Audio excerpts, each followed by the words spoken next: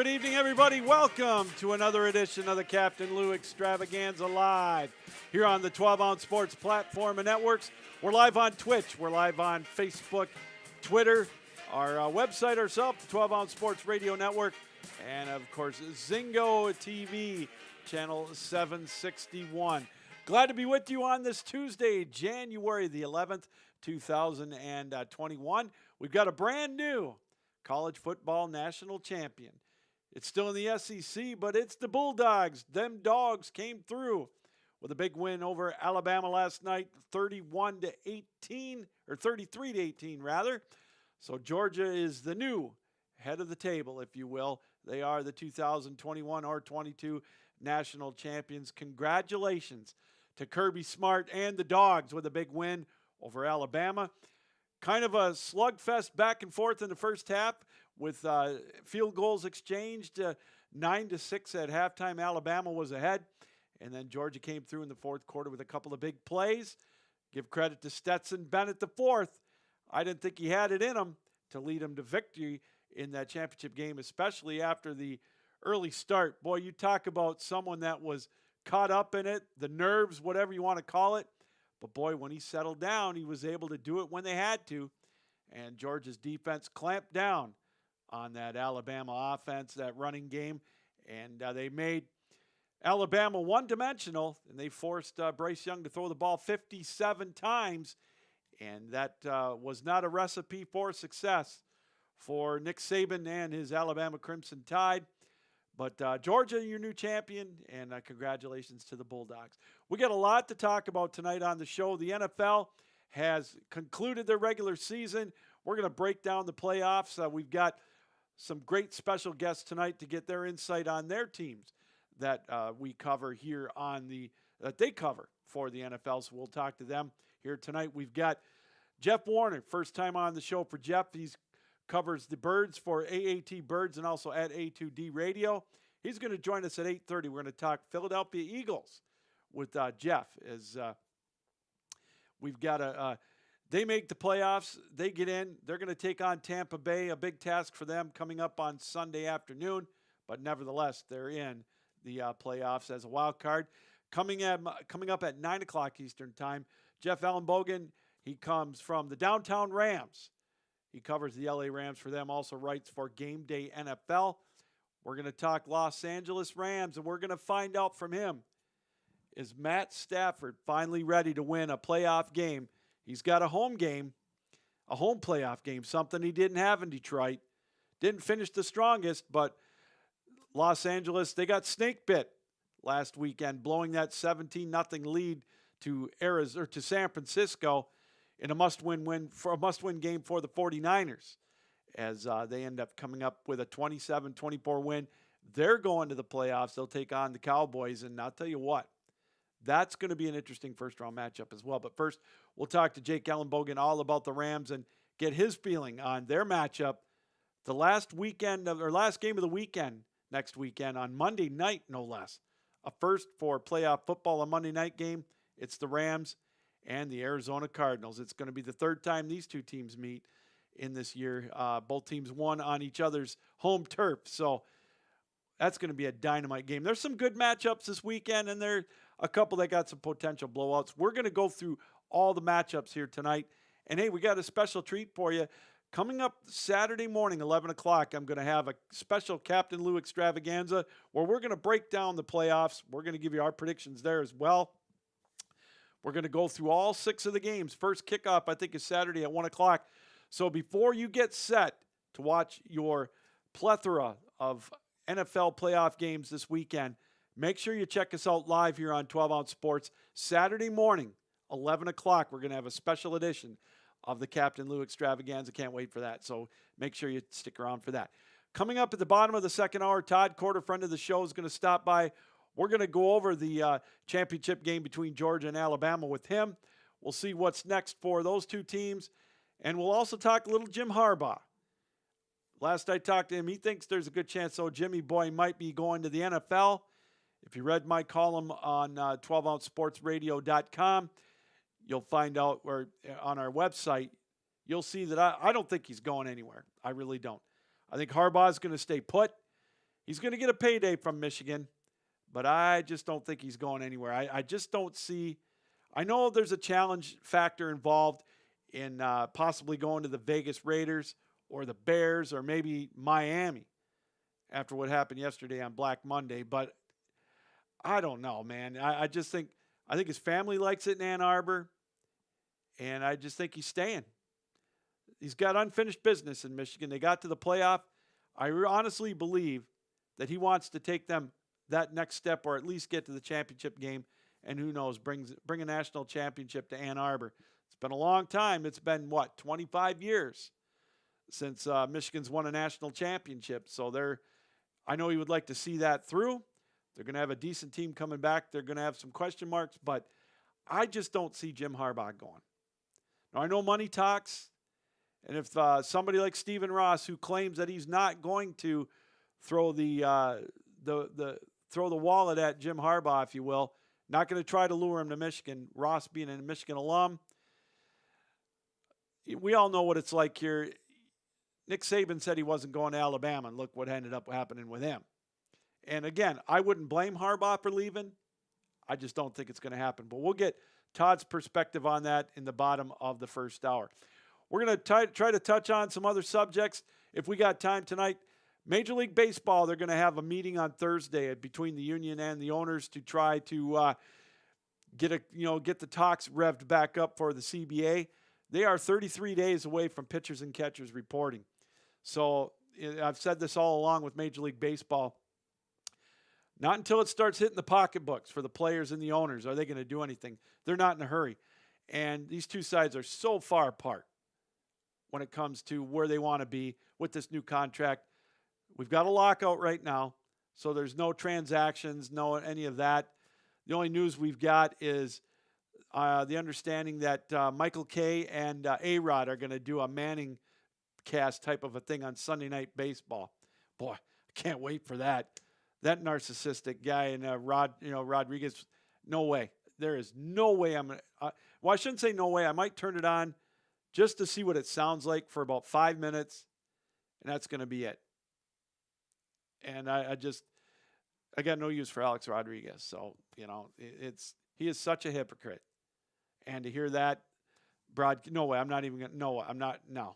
But anyways, that's the only news we got in baseball right now, really. So, and that's sad, too, because for those of us that really like baseball, I know guys like my predecessor tonight, the first half of our tag team show here tonight, Mitch Bernstein, he lives and breathes with baseball. That's his bread and butter. That's his passion more than anything.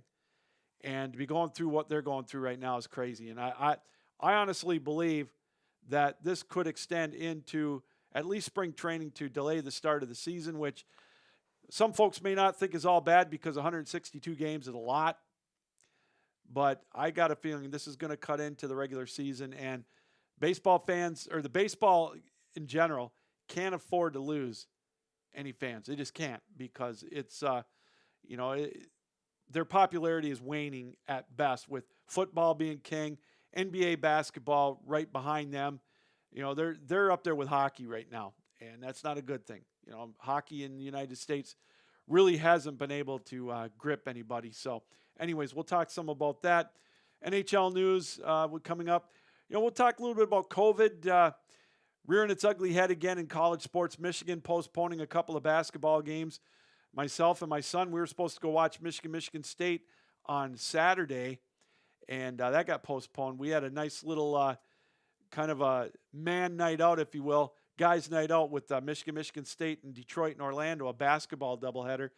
We still went down for the Pistons game, but living outside of East Lansing, it was a nice little hour drive to Ann Arbor and then another half hour or so down to downtown Detroit. And one half of it snuffed out. Not sure if they're going to be able to make that up because they've got Purdue as well postponed. So they don't have the flexibility that they had last year with the COVID dates. I mean, they've got a tight schedule for both teams. So I know they want to play them, and I hope that they do. But with COVID going on with Omicron, you're starting to see more restrictions. I know they're strongly urging people not to go to Canada. How is that going to affect the NHL? It's kind of scary right now. things are starting to perk up as far as COVID goes, and we don't want to see that. Let's keep our fingers crossed that we can still be able to go to sporting events, and they have the sporting events. But if you're going, just be smart. Wear a mask if you're not vaccinated.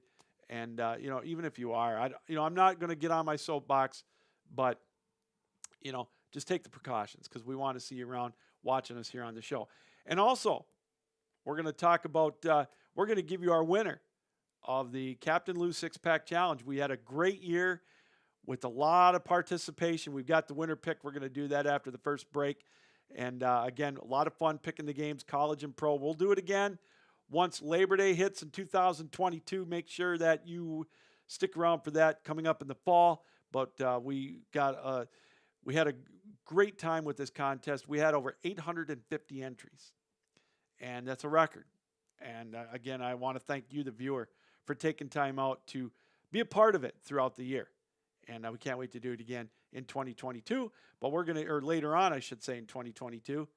It always takes me about a month to get used to the new year, writing 22 on my checks or anything else that you have to do for paperwork every year at the beginning of the year. So we're going to talk about that. Black Monday, 4 coaches fired as of yesterday. And then this afternoon, about 5:30, it came across that Joe Judge was let go. He was fired as head coach of the New York Giants. Can't say that I'm surprised. In a way I am, but with the New York Giants history, they're starting over. Next up is going to be a coach and GM search for them.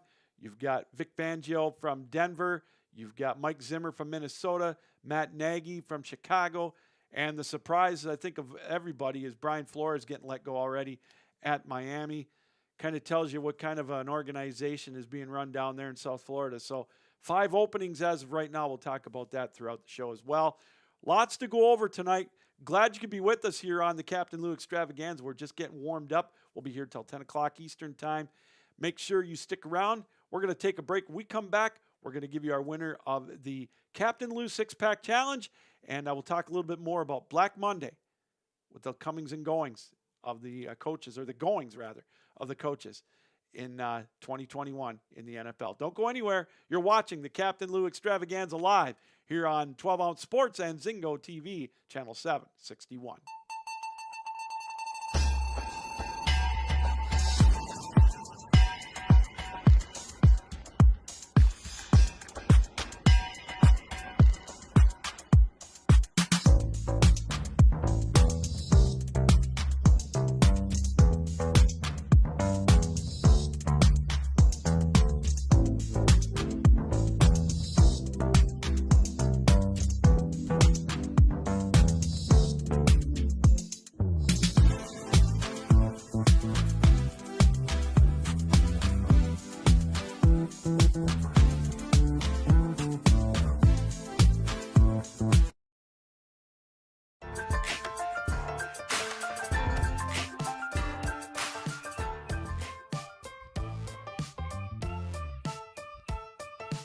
Twelve Ounce Sports has a new home for betting.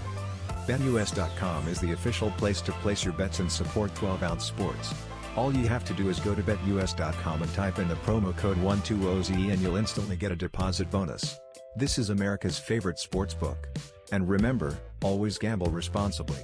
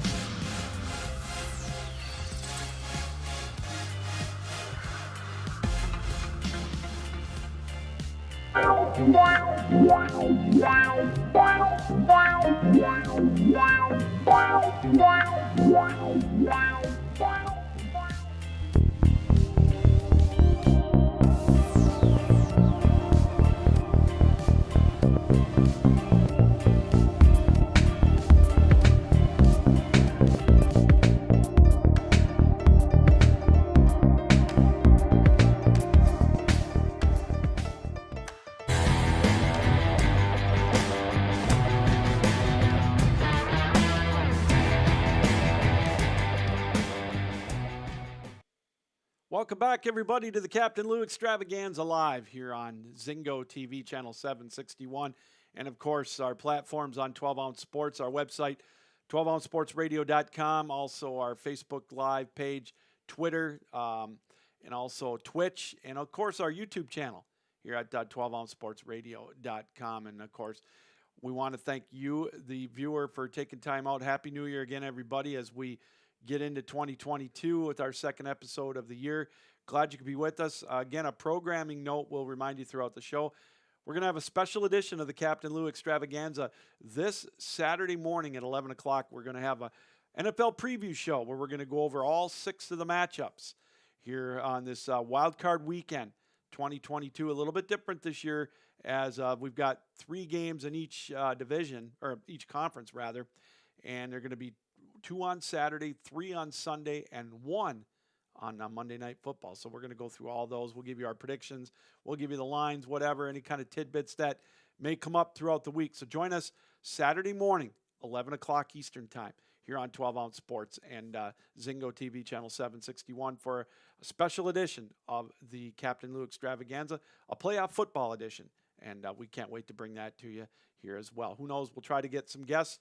If not, we'll give you all the notes and everything you need to know about what's going to happen on playoff weekend, wild card weekend. One of the most fun weekends of football for the NFL. Can't wait for it. It's going to be a lot of fun. And for a lot of us that have, it's a holiday on Monday with MLK Day, so that means I could stay up if I want to. If the game's good on Sunday night, I don't have to worry about getting up at 4 o'clock in the morning to get ready for work on Monday. I can stay up and watch that game on Sunday night. So, again, really looking forward to it. Hey, we're back, as we mentioned, live. We got Jeff Warner coming up here in about 10 minutes, talking a little Philadelphia Eagles as they get set for their playoff matchup against Tampa Bay coming up this Sunday. And we'll talk to him about that, about Jalen Hurts, about their running game, whatever. We'll get the scoop and the skinny on why he thinks that Philadelphia may be able to pull off what could be a gargantuan upset going down to Tampa in round number 1 against the Tampa Bay Buccaneers. But hey, without further ado, as promised, we want to thank everybody for taking time out this year to participate in the Captain Lou 6-Pack Challenge. And we've got a winner. We picked his name out of a hat. He beat me 3 times this year on my picks throughout the year, starting in Labor Day weekend all the way through till last weekend right before the national championship game. And his name is Max Davidson. Congratulations, Max. Boulder, Colorado is where he's from. He is the winner of the $100 Visa gift card and also the gift card from Fanatics that I will be sending a note to him here after the game, after the show tonight, and we're going to send him those prizes. So Max Davidson from Boulder, Colorado, you are our winner this year of the Captain Lou 6-Pack Challenge. I want to thank Max for his participation and everybody else. Like we said, we had over 850 entries this year, which is a record for us here on the Captain Lou 6-Pack Challenge. Couldn't be possible without you and without the folks here at 12 Ounce for helping me make this possible. Again, a lot of fun. The participation is what really gets me geeked up to do something like this. And, when I was counting them, I was like, I wonder how many I had. And the more I got, the more fired up I got. And this is what kind of keeps me going, is getting the feedback from all of you. The majority of it, probably 95% of the people emailed their entries in on captainlousports@gmail.com. So, again, I want to take time to thank everybody for taking time out to watch us, to be a part of the show, and to be a part of that contest. So that just means we're going to do more here. We're going to have the contest back in the fall. And who knows? We've got some other things on the horizon. I think we may get a little contest going with March Madness coming up here in about 2 months. So stick around for that as well. So, again, congratulations, Max Davidson from Boulder, Colorado. You are the winner of our Visa gift card and the gift card from Fanatics. I'll be getting in contact with you after the show. We'll find out where you want that sent. So, again, congratulations, Max. And, again, thanks to everybody else who participated in our contest this year. It's been a lot of fun. Can't wait until 2022. Well, we talked about it before the break, as we went to break. Black Monday is an annual thing here with the NFL. And usually you can depend on about 4 to 6 teams looking for new coaches and or new general managers. And it didn't disappoint. Started out early on Sunday morning with the Broncos and the Chiefs playing on Saturday night, and the Chiefs winning on that fumble return, the go-ahead score. They ended up winning barely against Denver. Vic Fangio got the boot in Denver. I can't really say I'm surprised. I thought he may get more time. Unfortunately for him, and this has been the case with Denver really, ever since Elway retired, which has been, 25 years ago now already? Obviously they had Peyton Manning. They were able to get him as a free agent. But other than that, they have just literally struck out every time with their quarterbacks. From Tim Tebow to Brock Osweiler to, Brian Griese got him into the playoffs, but that was as close as they could get. I mean, they've really kind of, Kyle Orton, you name it.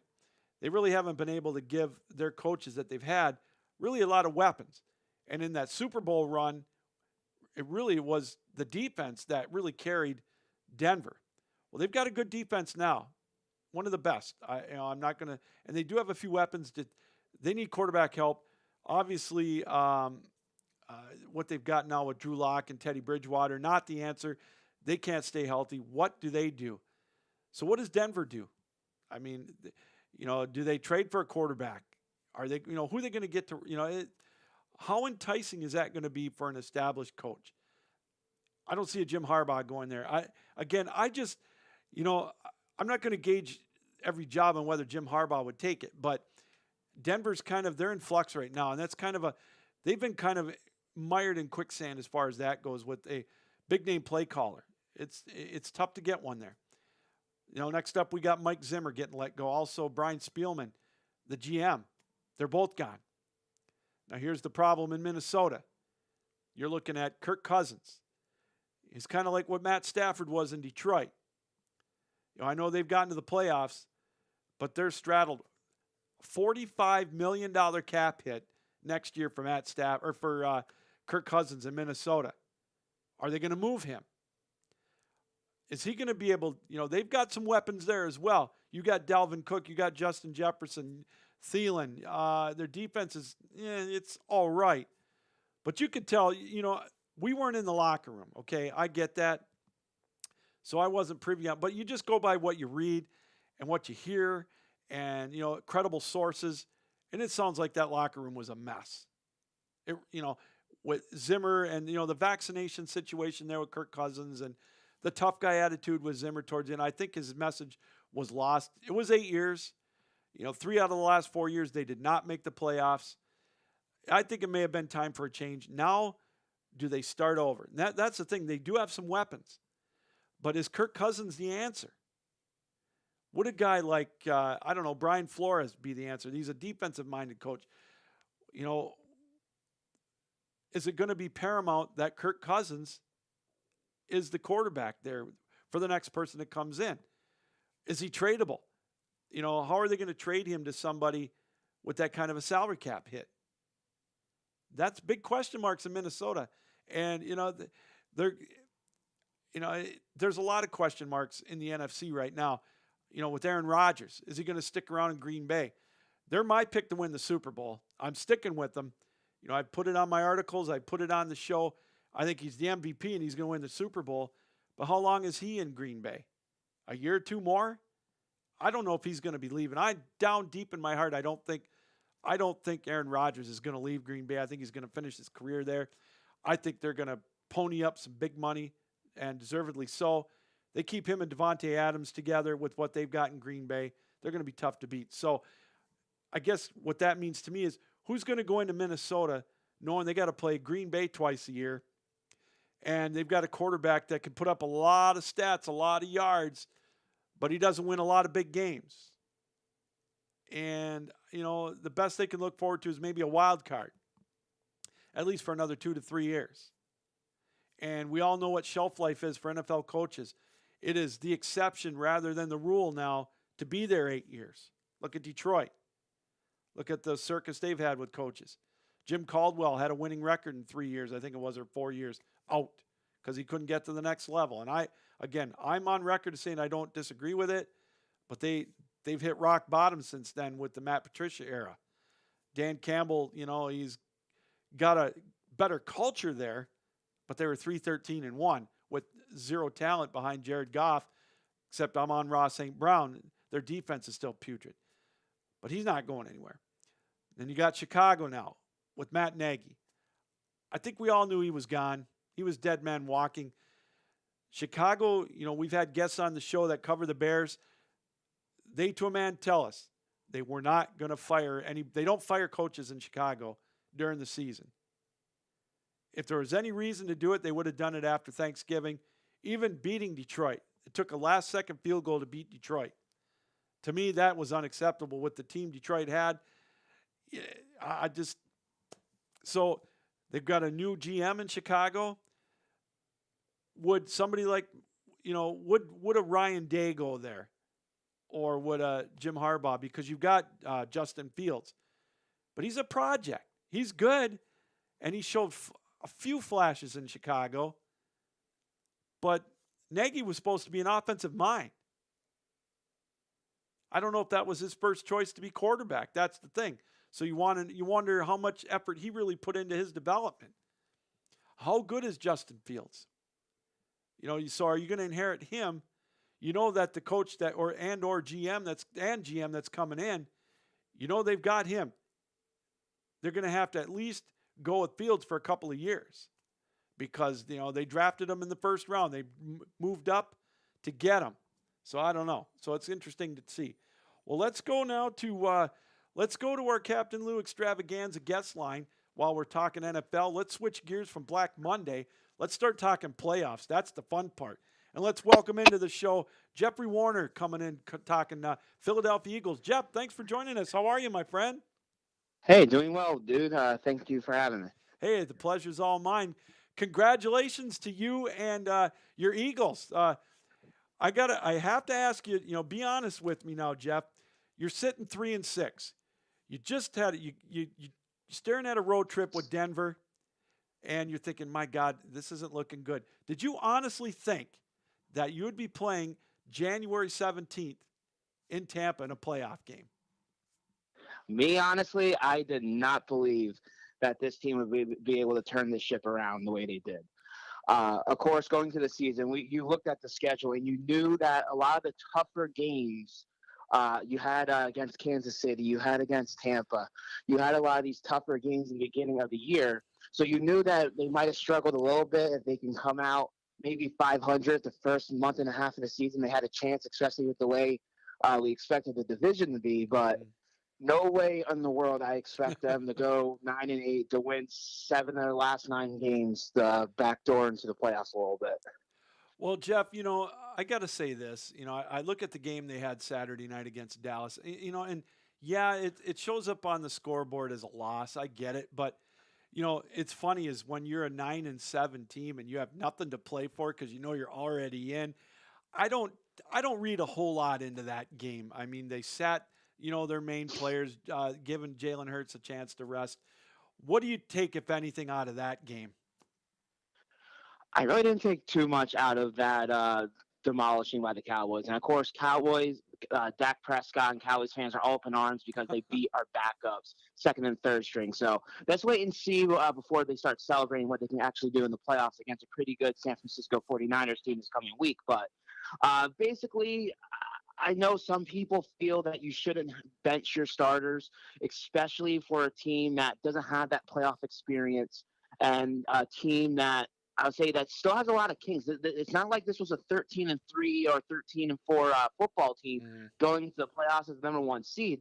This team needs as much experience as possible, but I agree with Nick Sirianni's decision to bench Jalen Hurts, the bench Devontae Smith after he got the Eagles rookie franchise rookie record, and the bench most of their starters. We want to go into this game at full strength as much as possible. We're already banged up in a few key strengths, including our running back position right now. We have Miles Sanders who has a hand injury. You had Jordan Howard who's still doesn't look like himself the last couple weeks.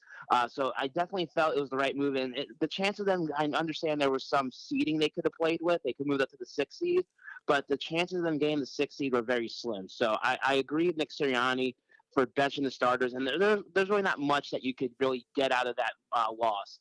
There's still a lot of they're still a team that has their strengths, has their weaknesses, and right now, even with that loss, they're still one of the hotter teams heading to the NFL playoffs. Jeff, you bring up Nick Sirianni. I wanted to talk about him for a minute. I know your fan base in Philadelphia is legendary for being tough. We all hear the stories. They boo Santa Claus, this and that. But Yep. this guy, when you were 3-6, everybody thought he was a knucklehead. Now they're in the playoffs. How is the love-hate relationship in your eyes with Nick Sirianni, and now at the helm of the Philadelphia Eagles? I still kind of feel that the jury is still a little bit out on Sirianni because of the competition that they played towards the second half of the year. And there are still some questionable decisions that we did see from game plan and play calling from Nick Sirianni in some of these games. So I give him credit, though. I'll say, yes, he might not have the greatest press conferences. He might have some weird one-liners and some weird analogies, but this team believes in him. This team is rallying behind him, and the veterans and the rookies, this whole locker room, they have faith in him. They trust him that they'll lead the charge. And I give him credit that, look, he turned the ship around. He finally realized after that Tampa Bay game what this team's strengths were. He realized that the strength of this team is that offensively is the offensive line and their running game, and they bring a little bit of a dynamic threat with Jalen Hurts. And after those few games, he realized Jalen Hurts is not a pocket passer, that this ain't a quarterback that we can rely on throwing the football 30, 40 times a game and expect to have results. So one thing Nick Sirianni did say in the beginning of the year, that he is trying to game plan to his player strengths. And it took him a little bit, but you saw what this offense can really do under his scheme and under his system when he gives his players a chance to succeed by utilizing their strengths. So granted, rookie head coach, first-time head coaching job, he leads the team to the playoffs. Granted, I understand people are not too – I shouldn't say not impressed, but look, he exceeded expectations. This was a team that a lot of people had at 5, 6, 7 wins at best because of the unknowns, and he turned them to a 9-win football team. And yes, they get the extra free playoff spot that got added this year, but playoffs are playoffs. We've seen plenty of times before the reseeding that the 6th seed would go deep into a playoff run. So let's see what Nick Sirianni can do, especially the greatest of all time this coming Sunday with Tom Brady. Yeah, we'll talk a little bit about that here in a moment. We're joined by Jeff Warner. You can catch him at AAT Birds and also A2D Radio. Kind enough to join us tonight as his Philadelphia Eagles, they're getting set to entertain us going down to Tampa on Sunday. You brought up a great point, and I like how they took the handcuffs off of Jalen Hurts a little bit. Devontae Smith, I think, is obviously going to be a big playmaker for you guys. I've always liked Jalen Hurts when he was in college at Alabama, then Oklahoma. The guy's got a good head on his shoulders, and there's a lot to be said for that, Jeff. I just I like how he carries himself, and I like how he is able to freestyle a little bit more, and that brings some excitement to you guys. Yeah, Jalen Hurts is definitely a guy that the one common theme, the one common word, if you ask most of the players in that locker room, is his leadership quality. He's someone that you've seen throughout this year has been able to overcome the adversity. And yes, he kept on getting all the criticism that people didn't consider him a starting NFL quarterback. And don't get me wrong, there's still some learning to do. There's still some growing pains and some curves that he can do to improve his play, especially in certain situations. But overall, he's come a long way for a guy that finally got a full offseason under his belt going to the year as the starter. A guy that a lot of people didn't believe was a starting NFL quarterback like Chris Sims. They even have him in his top 35 quarterback board before the start of the year. He is a guy that has helped change this franchise around. And granted, I still feel the jury is a little bit out on him as well, and whether he's the franchise quarterback for the future. But as of right now, I'm giving him another shot next year. He's a guy that I feel can grow, a guy that you can build around, especially now that we have guaranteed those 3 first-round picks. You have a number 1 wide receiver potentially with Devontae Smith. Dallas Goedert is still a young tight end.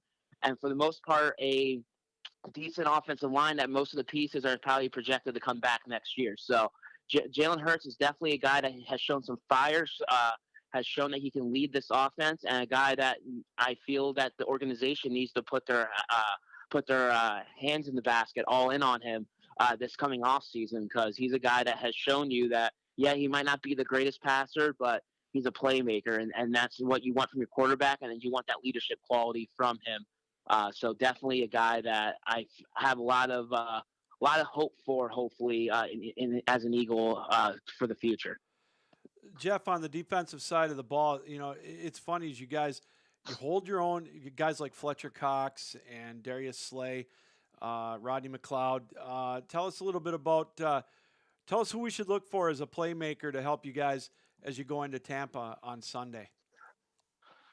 It's going to be a tough one, man. Look, this is a defense that has struggled in the early part of the year, and they have come along. I would say Fletcher Cox is a name that you still are wondering how much left he has left, how much gas he has left in the tank. So you definitely need a big performance from him.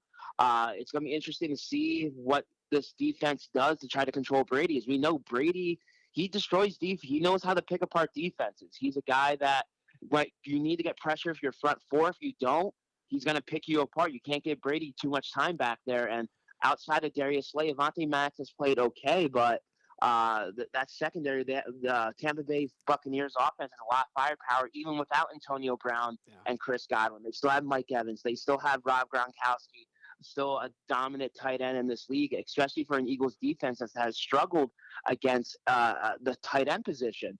And then you have, of course, Leonard Fournette out of the backfield still for the Tampa Bay Buccaneers. So despite Tom Brady getting up there in age, yeah, he might struggle a little bit this season. They still have a lot of offensive firepower. So definitely the one key I feel you have to key on, you're going to need to get pass rush with your front four on Tom Brady. That has shown that this season, the games that he has struggled the most are times when teams get pressure with their front four. I understand Jonathan Gannon might disguise and bring some different blitz packages, but honestly, I wouldn't be too hopeful if they bring extra blitz packages that Brady's not going to pick them apart. He's one of those guys that can pick apart defenses and a guy that can scheme and figure things out before the snap. So the key for the Eagles, especially defensively, like I said, is kind of to get pressure on Tom Brady and get to Tom Brady, because the defense overall has done well getting pressure. It's hitting home. I think we're like in the bottom 15 or bottom 10 of sacks this season. So it's definitely an area that we're going to need to get success from, especially with Josh Sweat and Milton Williams and Fletcher Cox in the interior line and Hargrave. So definitely something to keep an eye on if the Eagles want success. Well, and I think you may agree that and I hate to take anything away from your defense, but I think one of the best things for your defense will be you're number one ranked in the NFL in rushing offense. And obviously, if you can keep Brady off the field, that's going to be huge. And I know you're going up. I think they're the third ranked team. It's going to be strength against strength against their defense against the run. But I don't know how many for a perfect offensive game plan, Jeff. On the how many times do you want Jalen Hurts throwing the ball on Sunday?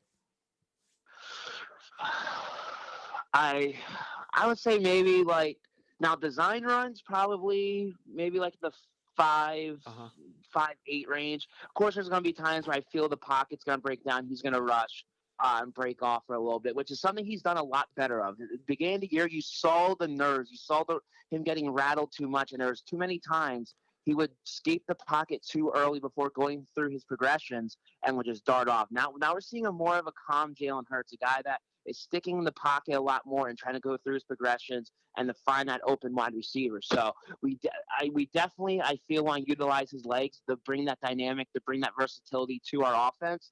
I wasn't a very firm believer of them going, like, I think it was like 60 or 70% at the start of the season of RPOs. I'm not all about that. You still need to keep your opponent's defense on edge. You still need to show them that you're a threat to throw the football.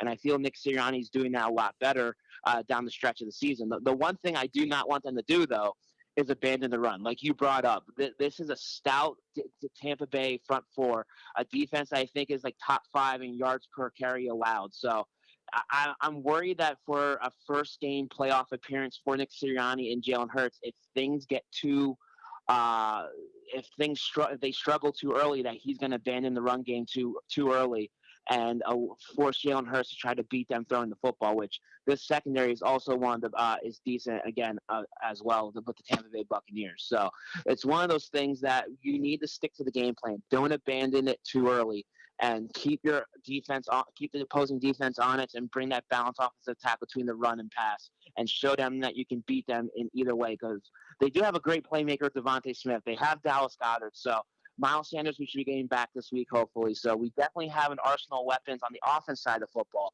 The big key, really, for the Eagles offensively is they can't get off the slow starts. The last 3 games, granted, the Dallas game you can kind of throw out Right. there, but so they're only before those 3 games they were averaging I think about 10 points in the first quarter. The last 3 games combined they're averaging I think 2.3 points in the first quarter. So we cannot get down early, especially against a Tom Brady team and a great Tampa Bay Buccaneers offense. We can't continue to have 3 and outs. We can't settle for field goals. We have to be able to punch in the end zone, make a drive, keep Brady off the field, and try to win these football games. A couple more things before I let you go, Jeff. 8.5-point underdog. It's a lot of points, but we understand why. I know it's only Tuesday, but for a Tuesday prediction, what do you think? Can they cover the spread? Can they stay within a touchdown? Or can they, in your heart of hearts, what do you think out of this game on Sunday? Look, as much as I love the Eagles and as much as I would love them to pull off this upset, I honestly just don't see it happening. But I do feel that they put up a fight. I do feel that they cover the eight, but depending where you're at, the 8 and 9 point spread. This is absolutely a better football team that we saw since the last time that these two teams met. Yeah. And I feel it as an Eagles fan and someone that follows this team, we have to hold our head high. This was a season that we did not have a lot of expectations on. This was a team that we did not expect to be making the playoffs. And I do feel that they have chances, but I think the inexperience is going to come down to what's the difference maker in this game. And with Brady being the GOAT, and he's getting up there in age, and he's not the Brady of old, he's still Brady, and he still knows how to find ways to win football games. And yes, this is a Tampa Bay Buccaneer team that is banged up, but they're still a Tampa Bay Buccaneer team that still had 10 wins this season. So they might not be the Super Bowl winning team from last year, but they're still going to be a tough team on the road. The only slight thing that might come in the Eagles' favor is the weather on Sunday. They are calling, I believe, for like 70% chance of participation at the time of the game. So that could go in the Eagles' favor as far as they're going to be focused on their offensively running the football. But I believe Tom Brady's going to be too much for them, and the experience of Jalen Hurts and Nick Sirianni, they do fall short. I do have a score right now: the Eagles losing 27-20. But again, the future is bright, Philadelphia Eagles fans. Look, we have 3 first-round picks heading into this year.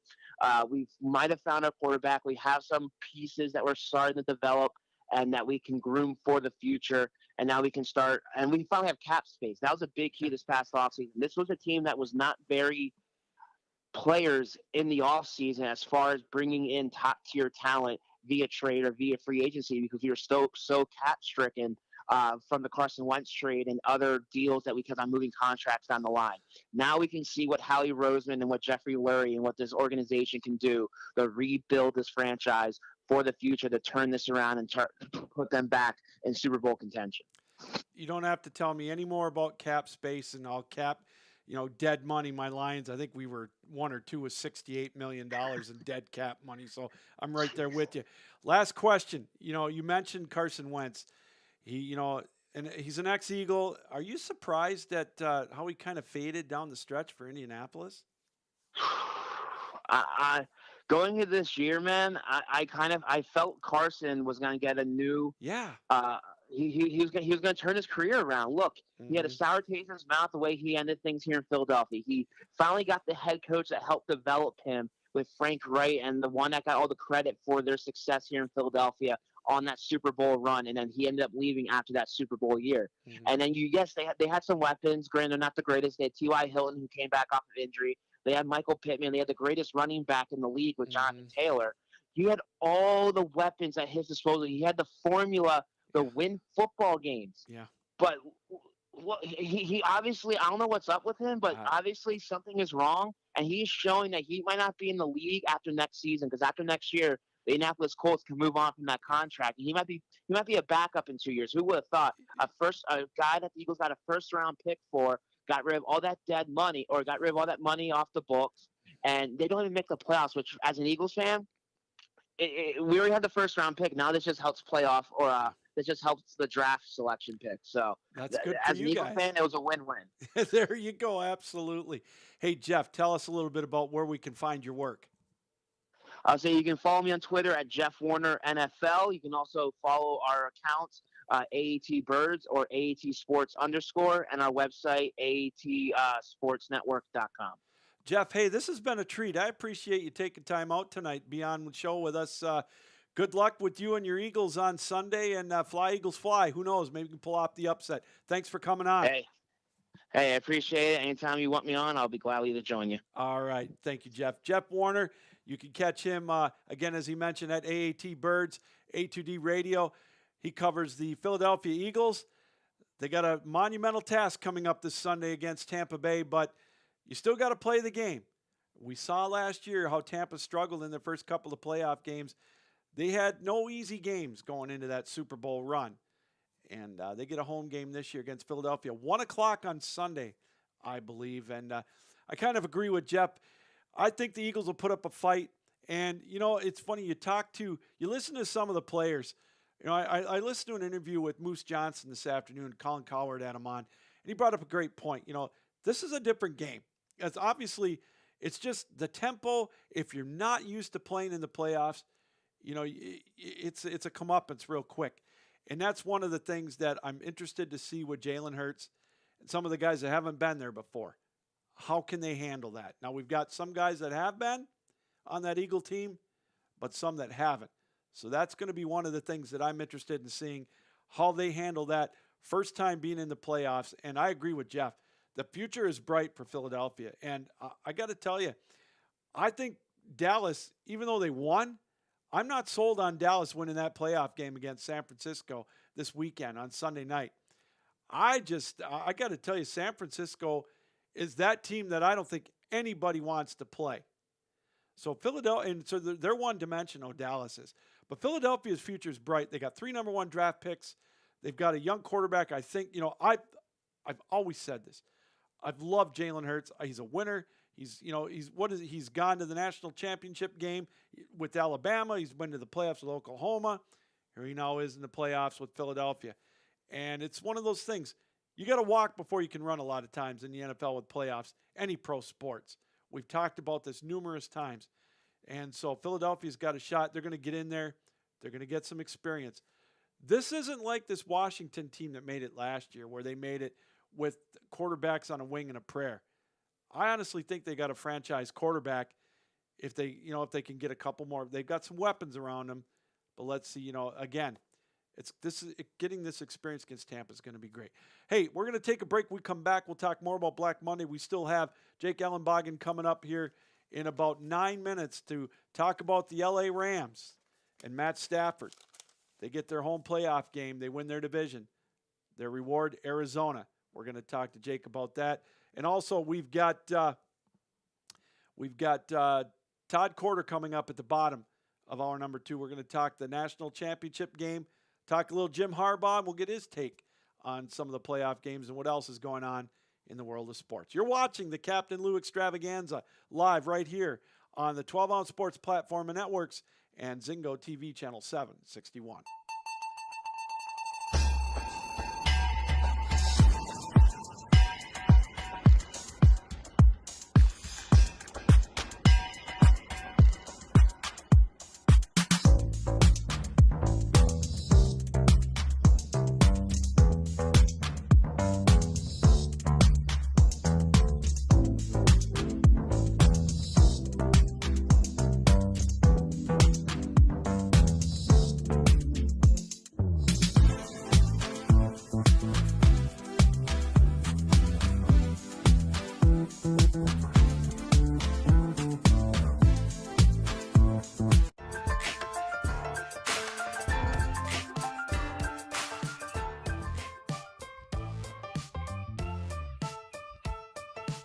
12 Ounce Sports has a new home for betting. BetUS.com is the official place to place your bets and support 12 Ounce Sports. All you have to do is go to BetUS.com and type in the promo code 120OZE and you'll instantly get a deposit bonus. This is America's favorite sports book. And remember, always gamble responsibly.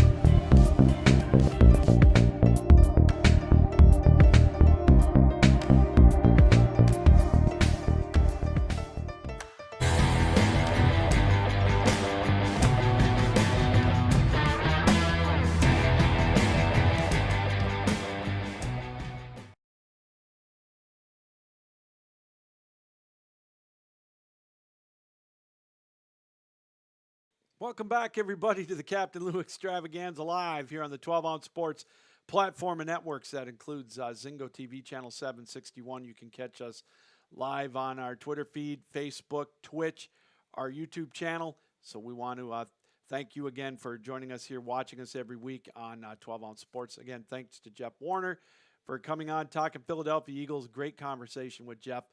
Some great tidbits.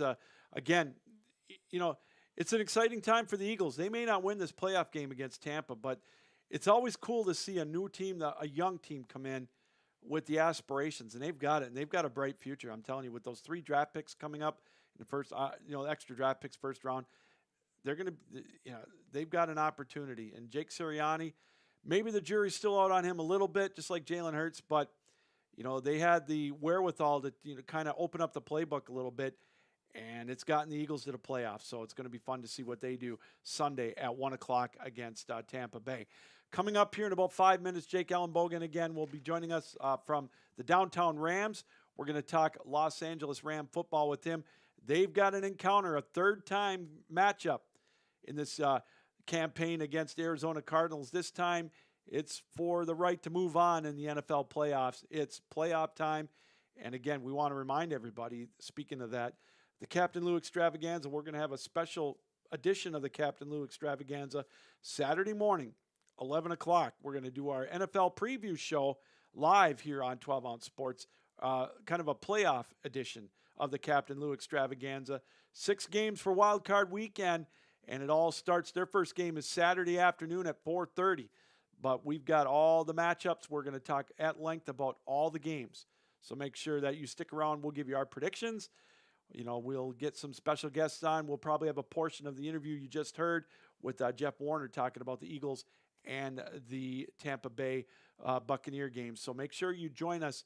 That will be Saturday morning, 11 o'clock Eastern Time live here on 12 Ounce Sports. That is the Captain Lou Extravaganza NFL Playoff Edition. Here only on 12 Ounce Sports and the Zingo TV channel 761. Hey, we talked briefly in the last half hour of our show about Black Monday with the NFL theme. And we talked about Matt Nagy getting let go, and the situation there with Justin Fields. My concern about that, too, is their defense, it's good. I worry about the playmakers. It's Allen Robinson. How much longer is he going to be there in Chicago? Their defense getting a little bit older. It's just, I don't know. And again, we talked about it with Minnesota, with their situation. You've got this Green Bay Packer team that I honestly don't think that Aaron Rodgers is going anywhere. I don't like the guy, but all he does is win. He's the MVP. I think Green Bay's going to the Super Bowl. I think to me, they're the odds-on favorite right now. And I think he's going to get a new contract to finish out his career in Green Bay. I really, truly believe that. I think he's going to stay there, probably make another $70 to $80 million, if not more, in Green Bay over the next couple of years. So you've got that to contend with. And as I mentioned, the NFL is not like it used to be. If you're not winning after 2 or 3 years, you're out. There's no 5-6 year plan anymore with anything to do with football. NFL, college, you name it. There really isn't. So, I kind of, it's going to be very interesting to see who they get. I know they've already had interviews with Leslie Frazier Doble from Buffalo. Oh man, and it's going to be it. We'll have to wait and see on that. Then you've got Miami. Kind of shocked. I think a lot of people were a little bit surprised in that firing with Brian Flores. They won 8 out of their last 9. They ended up 9-8. Got Tua going. Now, you're hearing rumblings that he didn't get along with Tua very well. Tua's Stephen Ross's guy. He was the mastermind making sure that they got him at quarterback instead of Justin Herbert and Herbert. Sorry, I got Bobby Hebert on the mind with the news of USFL. I don't know. But Justin Herbert. And I don't know if it's an ego thing with Stephen Ross. He wants to prove that he's right. But the next coach coming in, he's going to have to inherit Tua. I don't think Tua's a playoff winning, Super Bowl winning quarterback. They've got weapons on the defensive side of the ball. They've got a few weapons on offense. They're not a bad team. But my thing is they're going to have to go after an offensive-minded coach, but that offensive-minded coach is going to have to be resigned to the fact that he's going to be married to Tua for a couple of years. And is that going to be enough? You got a Buffalo team that's not going anywhere. New England, not going anywhere. Who knows with the Jets? Not worried about them. They'll probably get a new coach after next year. Robert Saleh will be probably looking for another job. But that's, it's true with any opening. You're going to have to start from the bottom, for sure. Well, let's go back to our Captain Lou Extravaganza guest line, and let's bring in again one of our return guests. Covers the Los Angeles Rams for the Downtown Rams. Let's welcome in Jake Ellenbogen. Jake, welcome back to the show. Happy New Year. How are you? Happy New Year. I'm doing well, thank you. Thank you so much for inviting me on. Happy to be here. Hey, the pleasure's all ours. And first of all, congratulations. You and I talked earlier in the year about the prospects of the Rams winning that division. They won it, albeit maybe kind of not the way that they would like, but they've got themselves a first-round home matchup at least. Yeah, it was one of the weirdest feelings where, you win the division and you lose a very important, not only just a rivalry game, but a monkey off your back type of game. So definitely a weird experience there, but, they should be happy that they're, hosting a playoff game for sure. Oh, 100%. And I have to ask you, Jake, you're up 17-0 in the second quarter, 17-3 at halftime. In your wildest dreams, did you see, and I don't want to keep harping on the loss, but did you see a collapse? I don't want to say it's a collapse, but losing that lead and losing that game?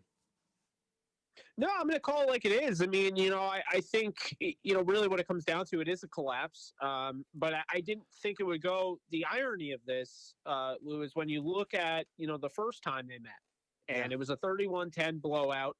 I was actually doing a live watch party, and that was so unbearable. But anyway, 31-10. Wow. And, you're talking about a team that, they had some success running the ball, but pretty much abandoned the run. And the irony is that that's one of the reasons why they lost. But then when you look at this game, one of the reasons they lost, a big reason why they lost, is because, Sean McVay tried so hard to establish the run when it just wasn't to be in this game. I thought the 49ers, credit them. They did a great job, up front, really giving them fits in the interior. And, I just think at the end of the day, their overemphasis on trying to establish the run took them out of the rhythm that they were in the passing game. That's a great point, and I wanted to bring that up, and I'm glad you did. Let's call a spade a spade. Your strength, or the Rams' strength, is their passing game. Matt Stafford, yes, he's had his pick sixes, but I got to tell you, I would still take him over, 20 quarterbacks at least right now in the NFL, if not more. And I don't blame that last interception on him. It is what it is. I hope that they go to their strengths coming up this Monday night against Arizona. Yeah, Absolutely. I mean, 100%. And, I think, I mean, I'm with you on Stafford too. I actually just posted a bunch of stuff on Stafford, did a bunch of research. And really what it comes down to is if you take away the interceptions, which obviously no one wants to do because Yeah. that's his biggest knock, he doesn't really have too many knocks. He's got a better, percentage of, throws on target than Tom Brady. He has, a percentage of bad throws. He has a fewer percentage of bad throws than Aaron Rodgers and Tom Brady. He's had more drop passes than both of those quarterbacks. He averages more yards per attempt and completion than both of those quarterbacks. He's got as many fourth quarter comebacks as Tom Brady. He's got one fewer game-winning drive than Tom Brady. He is tied with Tom Brady in adjusted EPA per play, just a little bit behind Aaron Rodgers, who's clearly number one. And he leads in intended air yards per attempt and completed air yards. So tells me that, this guy all season long, has been throwing down the field, hasn't been afraid to take the shot. And he's actually been extremely impressive, extremely accurate. He's had some missed throws, and those are the ones that, get put in the reels. But, in all honesty, this guy's having as good of a season as you could ask for at the quarterback spot. And this is why the Rams went out and got him. What's funny is I'll tell anybody that listens that it wasn't his fault in 2011 when they played New Orleans. He played well. They got jobbed on a fumble that they ran back that the referee said he blew the whistle. We all know what happened in Dallas. I still want to take, I want to still take Dean Blandino and, kick him right in the gonads after picking that flag up because he had a first-round game on the road won for the Lions. So I don't blame him. In 2017, I don't know, it was a combination. It wasn't his strongest game, but I'm not gonna bag on Stafford. I only hope that, he's maybe gonna be deaf to, all the negative connotations that are going to go his way this week. I hope he turns his radio off. I hope he doesn't watch the TV. I really, truly want him to get this monkey off his back and win a playoff game because, he gave Detroit so much, and I think he's talented, and I think a lot of the criticism is undeserved. No, I absolutely agree with you. And, to kind of add on to that, that last playoff game he played against Seattle, the context is needed there. A very tough place to play in Seattle, right? Yep. That's the first thing. But the second thing, who starting running back was by chance? I forgot it. It must not have been I can't remember. It must not have been anybody significant.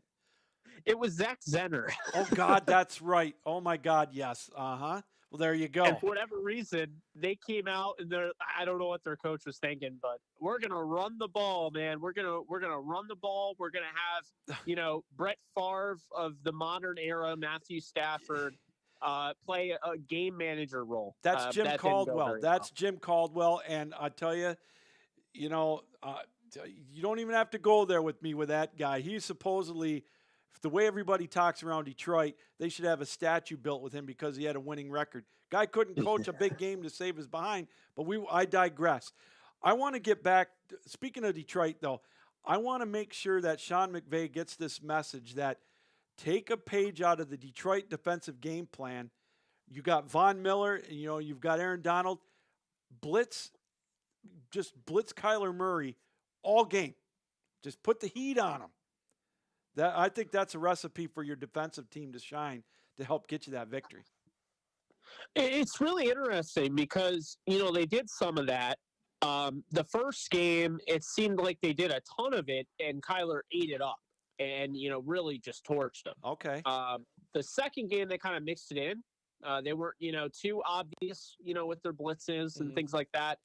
And what I've noticed is since Kyler's come back from his injury, I don't know if he's 100%. I'm not saying he is or he isn't, but he hasn't been the same quarterback. No.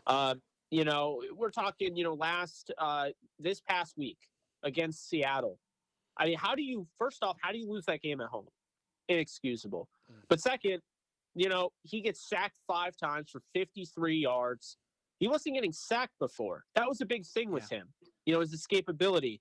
So, again, I don't know if he's 100% healthy.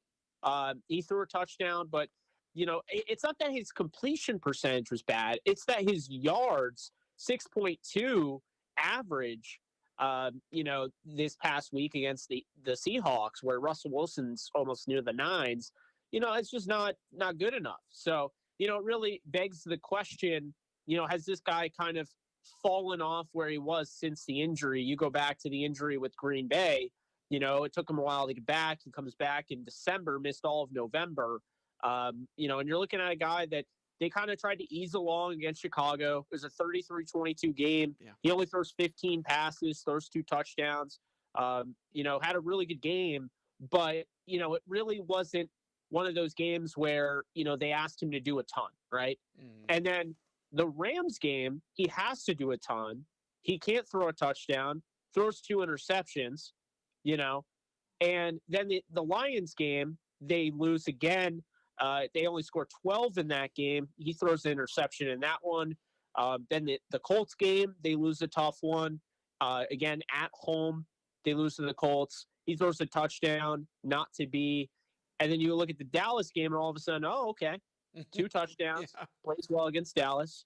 But I just don't think he has been like the Kyler Murray that I'm talking about, that I saw earlier in the season. That 4 touchdown game against Cleveland was impressive. Yeah. Cleveland is a tough defense, and he went after them. Mm-hmm. 4 touchdowns against Cleveland. He had a 4 touchdown game against Tennessee. We've seen Tennessee. I mean, think about how crazy this league is. Tennessee started off their season losing 38-13 with everybody healthy. Yeah. In Tennessee, and now they're the number 1 seed in the AFC. But it just kind of goes to show you, though. Kyler earlier in the year had a couple 4 touchdown games, had, a nice 3 touchdown game where, he had to battle some adversity. He threw a few picks against Minnesota, but he threw for 400 yards and won that game 34-33. You look at the Rams game, steps up, 2 touchdowns in that one, no interceptions, no turnovers. He wins that game 37-20 at SoFi. The 49ers game, tough, very tough defense. Ekes out a win there. But I feel like he was playing at his best earlier in the year, whereas now it seems like, which was once his average, yards per attempt, you're talking 9, maybe even in the 8s, up to the 11s at times, earlier in the year. Now it's 6.2, 6.9, 5.7, 6.3. They're going with the more dinking and dunking, quick passing approach. And that approach is going to get you hammered against the Rams if they do that again, because that's what they did against the Rams the first time. Jake Ellenbogen's joining us. You can see him on the Downtown Rams and see his writing on the Game Day NFL, covers the Los Angeles Rams. Jake, I look at your offense, getting back to that. You've picked up since we talked. You've gotten Odell Beckham. Seems to be fitting in pretty good with Matt Stafford, and you got Cam Akers back, which is always a plus. How's the chemistry coming along with Odell and Matt Stafford? Well, yeah, it's a great question there. I mean, Odell, I think a lot of people forgot he was brought in to be the 3. He was brought in to be the 3 or even the 4. I mean, Van Jefferson ends up with over 800 yards. So, he was brought in to not be the go-to guy. And, sure enough, while he's basically he's signing his contract, Woods tears his ACL in a freak practice and, even finished the practice. He had no idea. So they lose Woods. And there is a correlation, by the way, with Stafford's interceptions and Woods being gone. He's had 11 since Woods has been off the field and 6 with Woods on it. But, the thing with OBJ is that, like, when people try to say, well, all of a sudden the Rams started losing when OBJ came to town, that's not necessarily a fair thing because, with OBJ, it takes time. And they threw him in there immediately. They acquired him via free agency. He signed with them, I believe, on the Friday before the game against the 49ers on Monday Night Football. And they were like, go out there and see what you can do. And, it wasn't the best, situation. Seeing, 7th-round pick Ben Skoranek play, a guy that, missed some time in camp. And, he's a 7th-round pick. And, you were asking a lot out of these guys. But, OBJ eventually stepped up. And, he's caught 5 touchdowns this season with the Rams.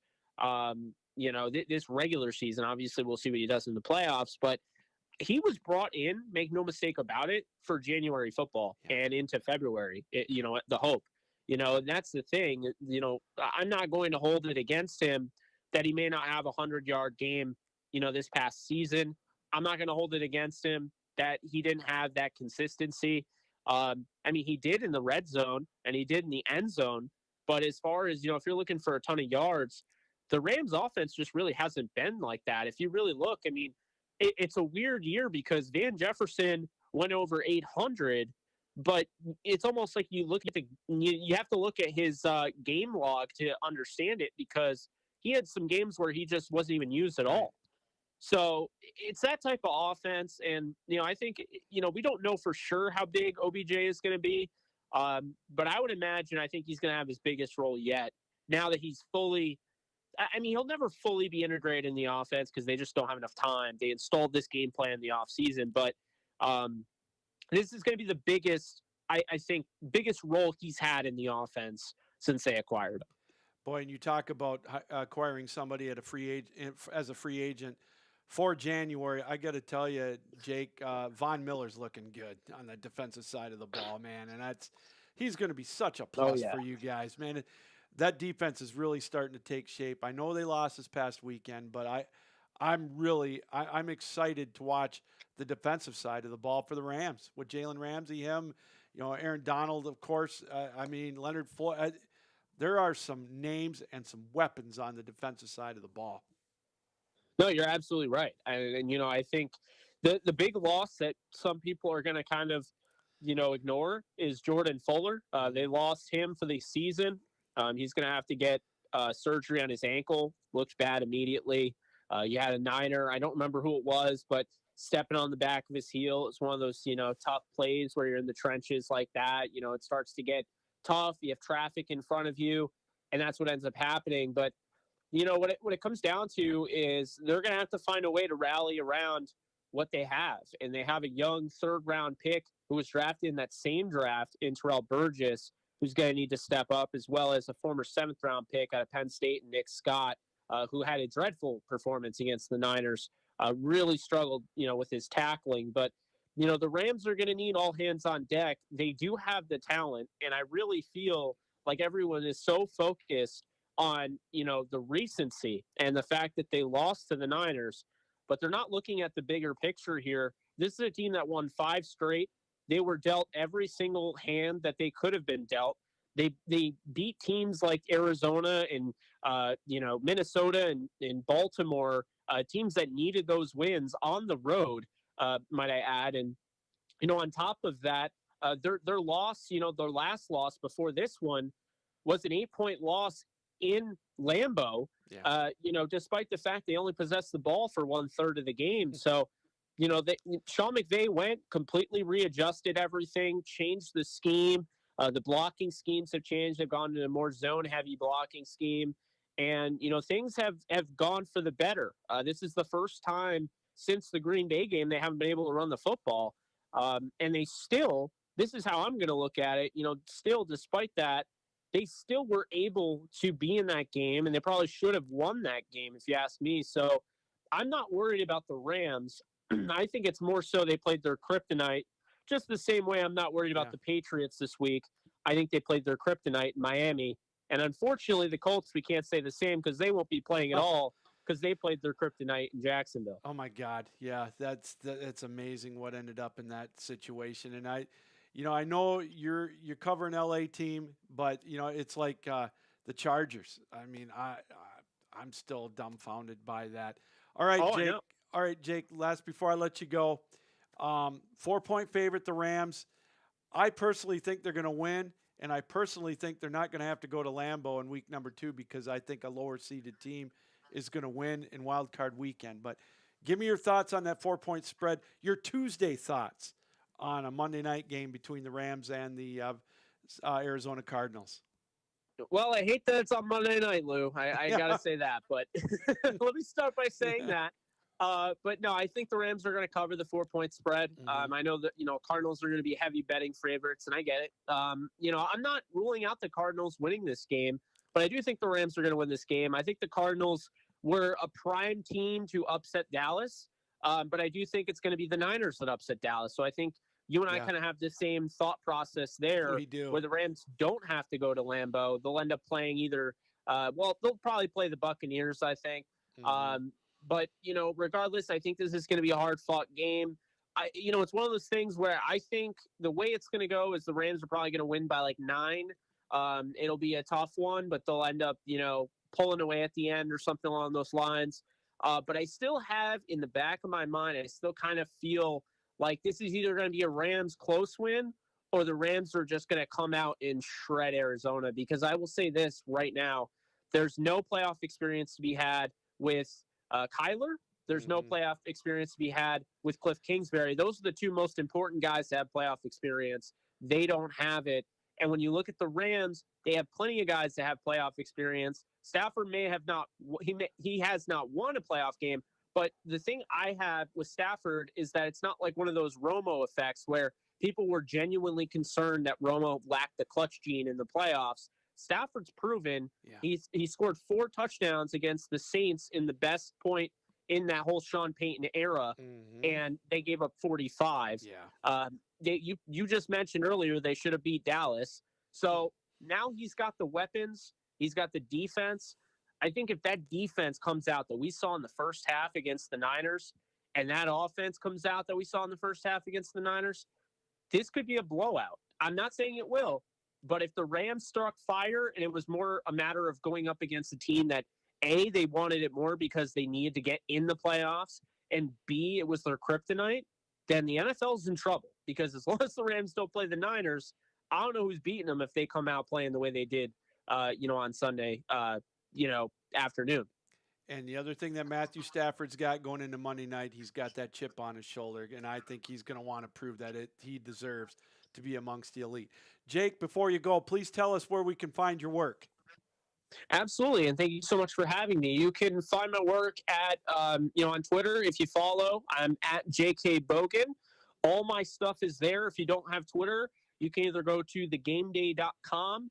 I write, NFL, NHL, and NBA prop articles and betting articles, things on that nature, as well as my YouTube channel, Jake Ellenbogen.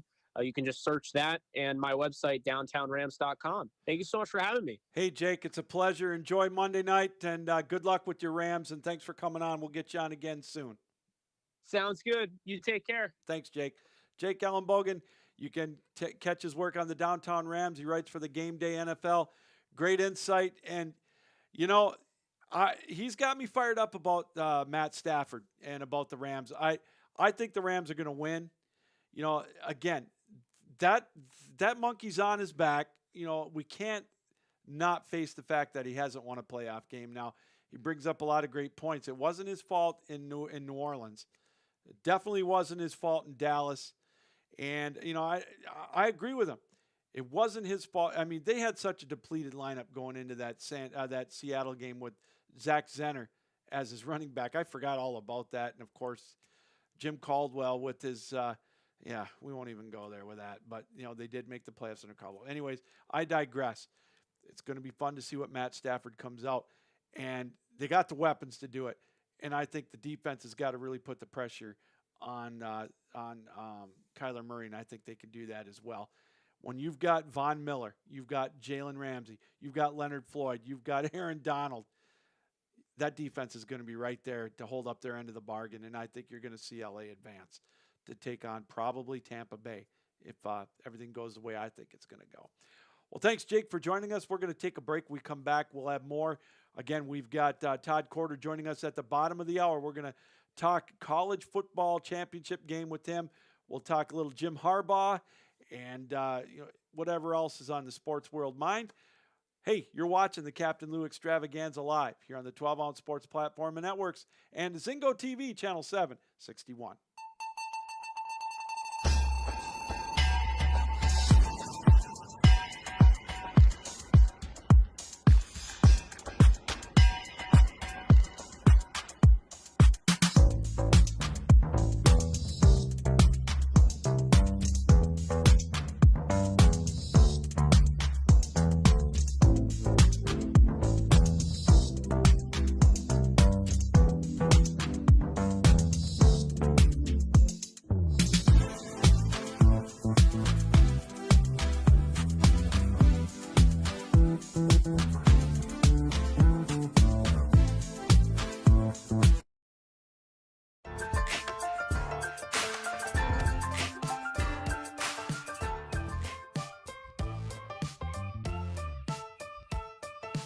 12-ounce sports has a new home for betting. BetUS.com is the official place to place your bets and support 12-ounce sports. All you have to do is go to BetUS.com and type in the promo code 120ZE and you'll instantly get a deposit bonus. This is America's favorite sports book. And remember, always gamble responsibly.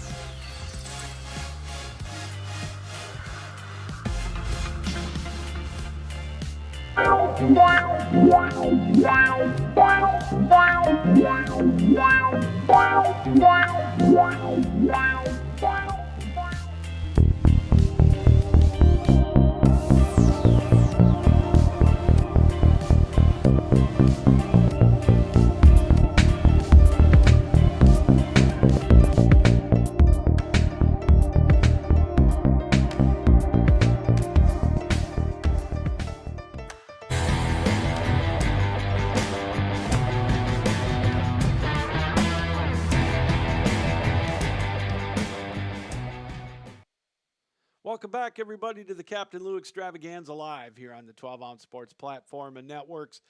That includes Zingo TV channel 761, and you can catch us on our Facebook Live page, Twitter, our YouTube channel. You can watch us right on the network, 12ouncesportsradio.com, and also on Twitch. So a lot of different platforms for you to check us out here on 12-ounce sports and the Captain Lou Extravaganza.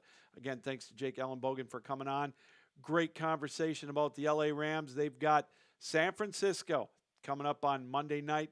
That's going to be 8:15, the last game of the weekend. A new feature for the NFL. They got that Monday night game for all that television money. And so that's going to be a great game to end the weekend. It all starts off on Saturday, 2 games on tap in the NFL. That's going to be, if I got my schedule right, they're going to kick off with the Patriots and the Bills at 8:15. 4:30, Bengals and Raiders from Cincinnati. So some big matchups there. And, of course, 1 o'clock, Eagles and Buccaneers. 4:30, 49ers and Cowboys. And then 8:15, it's going to be the Steelers in Kansas City. Holiday weekend with the national holiday with MLK Day. So a lot of us, myself included, get Monday off so I could stay up late and watch football on Sunday night. Really looking forward to it. Although I didn't have to work today because of a medical procedure I had done yesterday. Nothing big, just, little maintenance work. So I thought, cool, I get to stay up and watch the football game last night. It took all it could for me to do that. I'm just not used to staying up that late anymore. Having to get up for work at 3:30 in the morning is a little difficult to stay up late to watch these games. But, I'll take a nap, I guess, if I have to. So, again, thanks to Jake Ellenbogen for joining us. Again, thank you and everybody here for taking time out to watch us. I want to congratulate against Max Davidson from Boulder, Colorado. He won the Captain Lou 6-pack challenge for 2021. He gets the grand prize of the $100 Visa gift card and the gift card from Fanatics. So congratulations to Max. He is our 2021 Captain Lou 6-pack challenge grand prize winner. We'll have it back for you in 2022 come this fall. So make sure that you keep tuned for that coming up later on in the year. We get a lot of football to talk about here. Coming up at the bottom of the hour, Todd Corder will join us, and we'll talk some championship game football from last night. We mentioned Georgia and Alabama. The Bulldogs obviously are your 2021 national champs, or 2022, whatever you want to call it. They were victorious 33-18 last night over Alabama. So they are the national champions. Pretty much the top team from the word go all the way out through the year. Stubbed their toe in a way against Alabama in the SEC championship game, but they steamrolled Michigan, and they looked impressive in the second half against Alabama. And give Stetson Bennett the fourth credit. He helped guide them to the championship, although we'll talk to Todd about that. I think this game was won at the line of scrimmage, and, it's just, you look at these two teams, we talk about it I don't know how many times. Say what you want about the Big Ten. Say what you want about the Big 12. They're still light years away. Even the other teams in the SEC, Now, everybody's going to say Texas A&M is going to be right there next year. Maybe, I don't know, LSU down the road. But it's Alabama and Georgia right now and everybody else, even in the SEC. Look at the bowl games. It's amazing the differential between those two teams, the difference between them and everybody else. And I'm taking nothing away from them. Kirby Smart, he got them ready to go. And I think that he deserves a lot of the credit. And Nick Saban, you could tell, it was kind of cool to see Nick Saban was genuinely happy for Kirby Smart. You know that he wanted to win. There's no getting around that. Nick Saban is still the greatest coach of all time. Hands down. And for those that think the SEC was weak or the college football was weak because Alabama may have struggled a couple of times, get the hell out of here with that. No way. The SEC, this was a great year for college football. Some great games. You got to give credit to the team. You got to give credit to Cincinnati and Michigan for making the Final Four. So, again, a lot of credit goes out to them. So, anyways, let's go back to our Captain Lou Extravaganza guest line. Speaking of the national championship game, I know my next guest was rooting for the other team to win, but let's bring in Todd Corder. He wanted to roll Tide, but unfortunately they just came up a little bit short. Todd, how are you, my friend? I'm fantastic. Yes, they did come up short. Went up to Caesars up in Murphy, North Carolina this weekend. Had a nice time. And, played a little fun on Alabama, and they didn't come through. But Georgia, what a performance. They deserved it. Stetson Bennett, they need to make a Disney movie. This is incredible. From walk-on to national champion. All the 4- and 5-star players they have at Georgia, and especially at the quarterback position. And you get a walk-on who goes from walk-on to JC, back to Georgia to win it. It's just an incredible story. To do it against a great Alabama team, and the way they did it, to me, in the fourth quarter with domination from their offensive line, it's just set the tone for Georgia to pull away at the end. It did, Todd. And the first half, obviously, I paid more attention to because the second half, it was getting kind of late for me. But the way the line of scrimmage on both sides for Alabama and Georgia was just impressive. And they don't get enough credit. There's going to be a lot of those boys playing on Sundays in the NFL on the offensive and defensive lines for both Georgia and Alabama.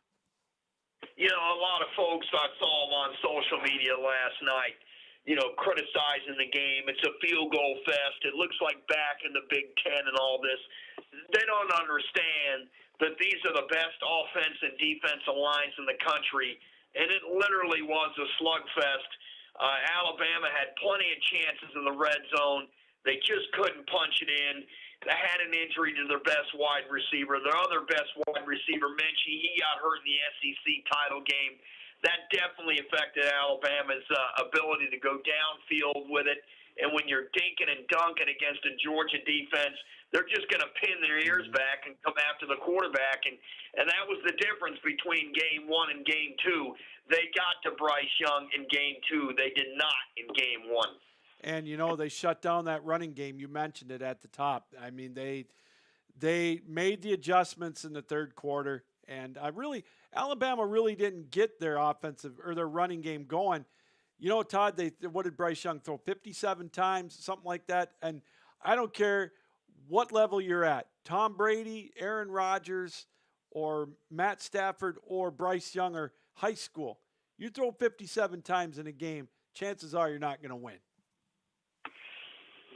Yes, that's true, definitely to a certain extent, unless you pass to set up the run. There's multiple ways to doing it, but doing against that defense, that's a hard road to hoe. Yeah.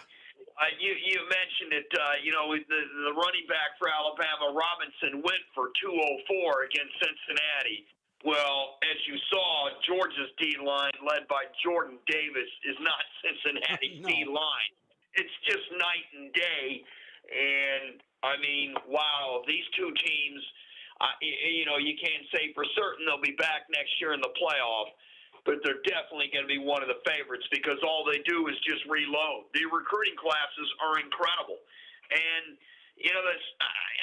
Stetson Bennett. I just can't keep coming back to him. He did it his way. He doesn't care what anybody thinks about him. He's from Blackshear, Georgia, which is down in South Georgia, a town about 4,000 and change. He doesn't care what anybody thinks about him. He does it his way, and he's focused, and he was determined, and he's a true champion. And I hope they do make a movie. Disney movie is just screaming for this kid. And we're talking to Todd Corder, by the way. You can catch him on ATL Prime Sports, that podcast. Todd, you and I have talked off air numerous times, especially during that Michigan game against Georgia. And I was interested to see what team would show up. And, I give Kirby Smart a lot of credit. He had these guys fired up to play Michigan. And, they took that momentum going into Alabama. They played with a chip on their shoulder, and I think that gave them a little bit of an edge. But, again, you never knew you never know when you're going up against a Nick Saban coach team. And it was a coin flip to me going into that game last night. Well, Nakobe Dean had the look of the eye of the tiger. You saw that at the beginning. Yeah. You just look in his eyes. He looked like Rocky Balboa going up against Clubber Lang in the second time he faced him. And to me, that right there told me they were ready to go. Yeah. They were ready, and it's really hard, Lou, as you know, for a team to beat a team a second time. You just haven't seen it done. And it was a monumental task, and Alabama just was short. And this conference, the SEC, it is the best in college football. They have dominated college football, since 2006? Mm-hmm. I believe they pretty much have ran the table, except for, Ohio State and Florida State. I mean, this conference has had, 6 different national champions in the BCS era, going back to 1998 with Tennessee. I mean, this is a conference that look for Texas A&M's turn in the future with Jimbo Fisher. I could definitely see them doing it next. Well, that's just it. We were talking about that before you came on. I mean, there's the halves up on top. That's Georgia and Alabama. And even in the SEC, Todd, there's such a drop-off once you get past LSU and Texas A&M and, possibly LSU. The jury's going to be out with Florida for a while on me. But, it's just there's a second tier after that Georgia and Alabama are just they're light years ahead. And it's going to take something special to knock one of them off. No, there's no doubt about it. There's a big gap. You've got 1 and 2. And then you've got everybody else. Yeah. I know Michigan finished third in the country, and that's an excellent achievement, going from 2 and 4 and the mess they had last year. But I don't know if you saw at the end of the game. I would like to point this out to all coaches, parents, athletes. The 50 seconds by Nick Saban, when at the end of the press conference they were free to go, and he was sitting next to Bryce Young, the star quarterback, and Anderson, who I think is the best player in college football, the linebacker for Alabama. He put his hand on each one of the players' shoulders and said, "Stop." He said, "Do not let one game define you in your career and in your life." And he talked glowingly about them, not only as football players, but as human beings. And I thought, wow, we need to see more of that today. And how gracious he was to Kirby Smart. You could tell there was a genuine nobody's happy when they lose, Todd, but you could see a genuine happiness for Kirby out of Nick Saban. He was happy for him. And, Kirby's he's a good guy, and he deserves all the credit in the world for beating Nick Saban. And I could see that in Nick as well. And it made me think even a little better of Nick Saban after that. I mean, Nick Saban has really done it the right ways. Yeah. If you listen to the players when they talk about Nick Saban, they're always using the word the process. Life's a process. Everything you do is a process. Process. And the way you go about that process is how you're going to succeed or fail.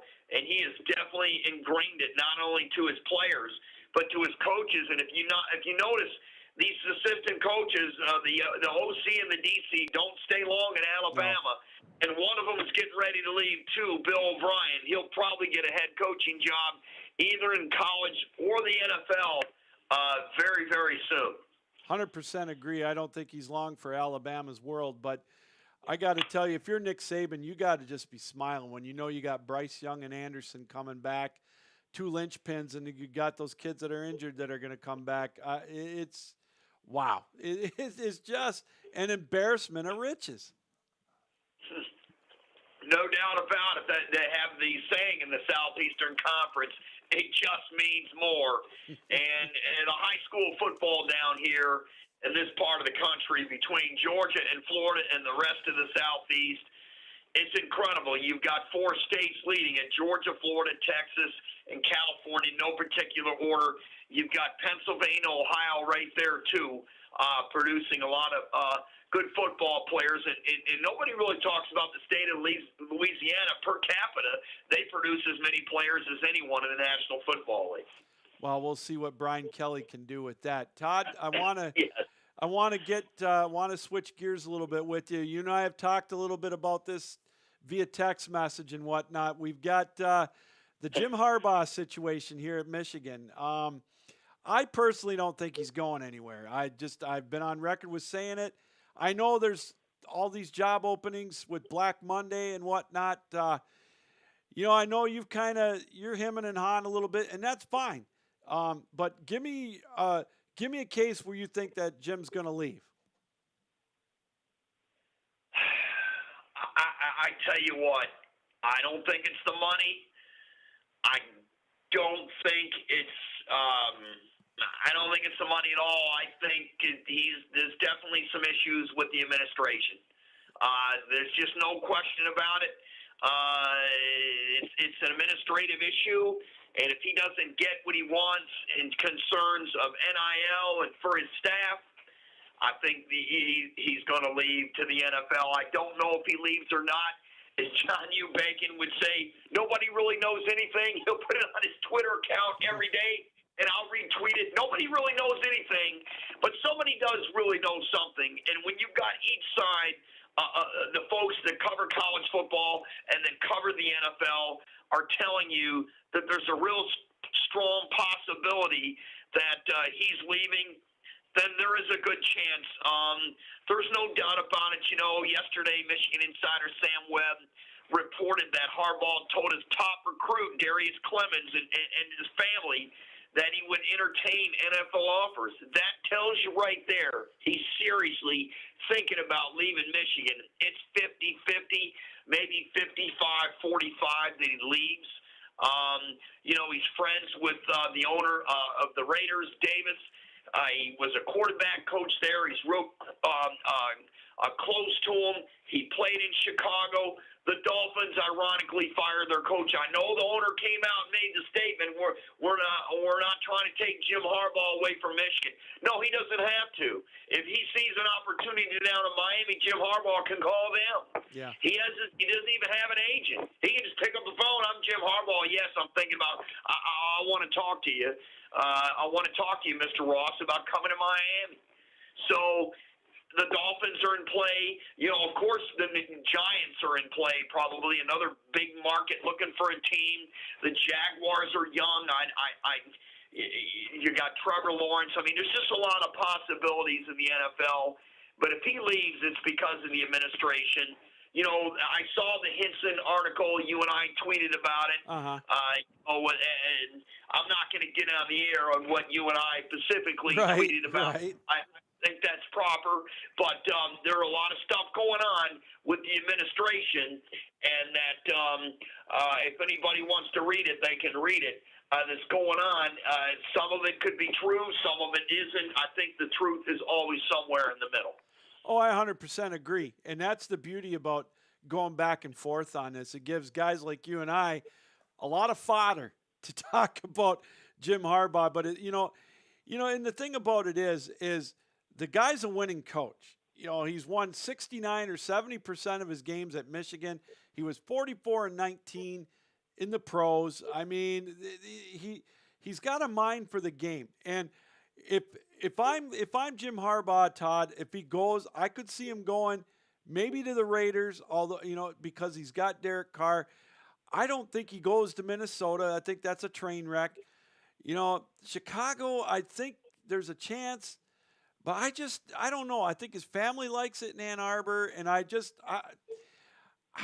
think there's some unfinished business with him, and I think that's part of it, of him staying. I don't know, Todd. Lou, you mentioned Ann Arbor. Look, his kids are going to the same school system. He went there, living in the same area / neighborhood. That stuff has meant a lot to him. But he also has, his wife was in Vegas. So the Raiders are sitting in Vegas. Yeah. She's from the West Coast. It's like going home. Look, there are pulls and tugs each way. He's got his parents in Ann Arbor, for goodness sakes. Yeah. Of course, they can pick up and move who wouldn't go to sunny Las Vegas. Look, I mean, really it's 50-50 whether he goes for 55-45. I'm in favor of slightly leaving. But if they can fix this NIL situation with the administration, then, the chances are he may stay. But I'll tell you what, after seeing them Georgia and Alabama players, he's got to be going, wow, I'm not pushing back them unless we get a hell of a lot better recruiting on the trail. Todd, I can't argue with you on the NIL situation because that is just such a new aspect of recruiting and rule making that these coaches now have to deal with. I give credit to guys like Tom Izzo and for wanting to stick around for that crap. I mean, and with the transfer portal now you got to deal with where it's like another layer of recruiting. Not only do you recruit a guy to come, now you got to recruit a guy to stay, and then you got to try to recruit guys in the portal. It's just, coaching now seems like it's 2% of the job, and 98% is trying to keep the guy there. That's a pretty good point. That's an excellent point in my view. Michigan State's coach did a great job with the transfer portal. 14 left? He said, fine, I'll get 22, then we'll do it my way. We'll all of a sudden win 10 games and shock everybody. And each team in the state of Michigan had a top 10 finish, which was not expected at all. State finished 9th, Michigan finished 3rd. Real good seasons for each program. Something to build on. The expectations will be really high next year. Of course, Ohio State projected to be really good, and we saw that passing game in the Rose Bowl. Holy smokes! Oh. So nobody can cover a number 11. I don't think anybody on Alabama and Georgia can cover number 11. The problem is, can Ohio State's offensive line block each other D-line, and maybe we'll see that next year. But to me, the college football has got to fix some things. They've got to fix how to get to the championship, as Nick Saban would say, the process.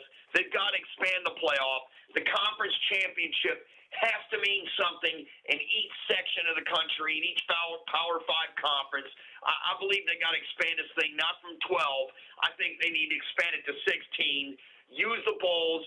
Each Power 5 champion goes, and then, take some group of 5 teams from their conference, let them win, and then everybody else is an at-large.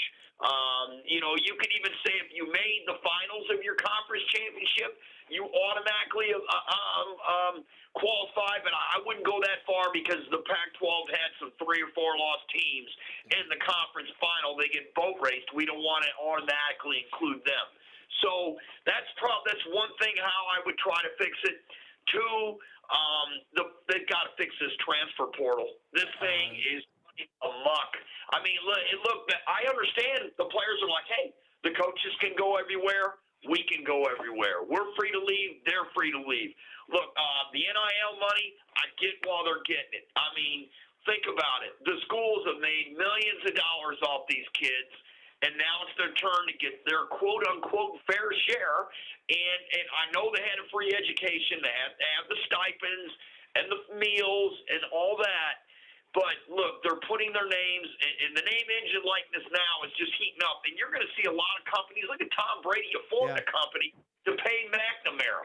I have no problem with this stuff. No. But you know what? Just do it. Eventually, Lou, here's the shocker. The colleges themselves, the institutions, the educational institutions may lose college football. It may be ran by small companies before it's over. Oh, there's no doubt. It's going to change again. College football is not – obviously it's going to where it's not going to be like it was, and I think their rules were archaic. I totally agree. Something's got to be done with the NIL because, again, you're going to get the haves and the have-nots, and I don't know if there's any way you can regulate it. But another thing – again, do you think it'll change? Do you think it'll level the playing field? Because I think it's going to level it big time because these kids, they all have one thing in common. They want an education. I think most of them do. I think they all want the money. Yeah. And they all sure want to play. And they all love the game just as much as the kids used to. Well, I'm not saying they don't love the game, but I have a hard time with, don't call these kids student athletes. They're athlete students. I mean, when you got guys that are going to be making, they're going to be going to the highest bidder. And you know what? I'm all about that. I don't care. If they make $15 million a year, let them make $15 a year. My thing is, you're going to get the boosters paying it unless they let the institutions pay for it out of their athletic budgets. And I don't know how you're ever going to regulate that. So I just think, and I don't know. It's going to be the haves and have-nots, and let's be honest with it. That's just my opinion. Yeah, you can't argue with it. There's just no way. I mean, you can't. There's two sides to a story, and the truth is somewhere in the middle. Yeah, I agree. I agree. And things are just different today. And a lot of folks that are our generation, they get up, they work every day. They don't understand all this stuff, and I can't blame them from a quote-unquote fan's standpoint. I mean, I called Division II college football for the SIAC conference, HBCU, on ESPN Plus. I do a handful of games every fall, and you're even going to see some NIL at that level. Look at Deion Sanders in Jackson State. The recruiting is picked up there. They're getting top kids to come to play for Deion at Jackson State. And you know what? I'm all right with it. I wish they would filter down to the SIAC, which to me is very underrated. There's a lot of really good skill players in that league. The difference between that league and the bigger leagues is obviously the play on the offense and defensive line. But there's a lot of guys out there in the skill positions that can play and narrow it down to the running back, wide receiver position, and even the DBs are very good. Todd, you're seeing it at the D2 level already and at the NAIA level with the NIL money. It's there. It's just not publicized. But, hey, I got a few minutes left. I just want to get your take on, give me with the NFL playoffs coming up, my favorite weekend of the year with the wild card weekend coming up. We've got 6 games now. My upset special, I'm going to go out on a limb right now unless it changes. I think San Francisco is going to beat Dallas. Give me a game that you're really looking forward to watching out of all 6 of those this coming weekend. Well, let me give you the one game that I'm not looking to watch, and then I'll give you the one I am looking for. Right. The one I'm not looking to watch is Tampa Bay and Philadelphia, because the Buccaneers are going to rally around after you saw the NFL's version of Slapshot with Antonio Brown leaving the field into Jersey. He took everything off but his pants. Had he just came off with it when he was in the end zone and stripped it and got it down to his jock, we had the movie The Slapshot where the Hanson brothers are carrying the cup off. Yeah, the Ned Braden coming off the ice. Yeah, Ned Braden. So I'm not looking forward to seeing that. I think the Eagles are going to get boat raced because they're like 20-something in the NFL and stopping the pass, and we know Tom Brady's going to throw it to taped up Gronkowski, and they're going to blow him out. But me, I am intrigued by 2 games. One, you mentioned it, the 49ers and Cowboys, and I love Roger Staubach back in the day for Dallas, so this is not a good matchup for Dallas. No. I think Dallas will win. It'll be interesting because Shanahan, is calling the plays for San Francisco as the head coach. Dan Quinn is calling the plays on defense, and Shanahan was Dan Quinn's coordinator when Dan Quinn was the head coach in Atlanta. And if you don't think the chess pieces are going off there, I just wish I could be a fly on the wall. Yeah. And then the second game I have is Pittsburgh and Kansas City. The Steelers are playing now. Ever since they got boat raced by Kansas City, they've been a different team. Their defense is led by J.T. Watt. He's on a mission. Kansas City's offensive line hasn't been really good. And if T.J. Watt can make life miserable for Mahomes, I think Pittsburgh easily covers the 12.5. And who knows, maybe they win another one for Big Ben, but the Steelers' offense is such oh, man, it's hard to watch, even though they had miracle after miracle against the Ravens, consecutive fourth downs to convert it to win the game. Yeah. Then they get the Jaguars, the two-win Jags to beat the Colts. And then, oh, by the way, the Raiders kick a 48-yard field goal as time expires in overtime, and they get the playoffs, and their coach is sleeping during the whole process. So maybe they're a team of destiny. Who knows? Well, that's the NFL for you, Todd. I don't know. I'm intrigued by Dallas and obviously Dallas and San Francisco. That's the game I'm looking for. And obviously I want to see if Matt Stafford can win a playoff game. I think he will against Arizona. I got to let you go, Todd. We're up against it. Thanks for coming on the show tonight. I really appreciate it. Enjoy the football this weekend, and I'll be talking to you more about Jim Harbaugh. Hey, yes, and I'll have to have you on our podcast. I keep saying that. I will. We're going to have to figure something out. All right. I know some of the times you're on, you're busy, so I'll let you go. All right. Thanks, Todd. Thanks for joining us. Have a good night. You too. Take care. All right. Todd Korter, one of our regular contributors to the show here. Some great insight on the Michigan situation with Jim Harbaugh. He's right. It's, the truth is somewhere in the middle. It's intriguing. I saw what Peter King wrote too, where, there's, people are saying that he's been talking to teams and the teams have been inquiring. I don't blame him for looking. I just don't see it. I just don't see him leaving. I really don't. I just think he's got some unfinished business, and I just think he's there. He's there at least for a few more years. So we'll have to wait and see. And also, I think some of the alums will open up that pocketbook, even though he may not get along with the administration. The alums are paying the salaries now, so I think he's going to stay. But hey, that's just a gut feeling of mine, and we all know my Christmas gut is still there. Hey, this has been great. We're up against it. We got to let you go.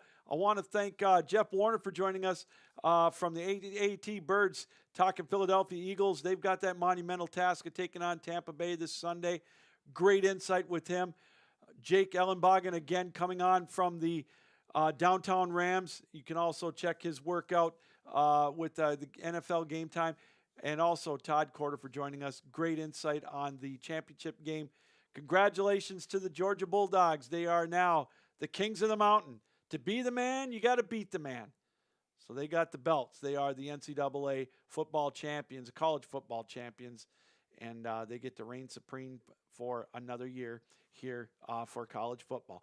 And again, I want to thank you, the viewer, for taking time out to join us here on 12 Ounce Sports. Again, don't forget, we're going to come up this Saturday, a special edition of the Captain Lou Extravaganza, 11 a.m. Eastern Time. We're going to have our NFL preview show, Wild Card Weekend Playoff Edition, playoff preview, call it what you will. That'll be live, 11 o'clock. Join us here on 12 Ounce Sports for that as we get you set for Wild Card Weekend. Special time Saturday morning, 11 o'clock here on 12 Ounce Sports. Captain Lou saying so long, and don't forget, keep your heads up, keep your sticks down, keep your feet moving. And as always, keep your minds open. Thanks for joining us. We'll see you next time here on the Captain Lou Extravaganza Live. You're on the 12 Ounce Sports Network and Zingo TV channel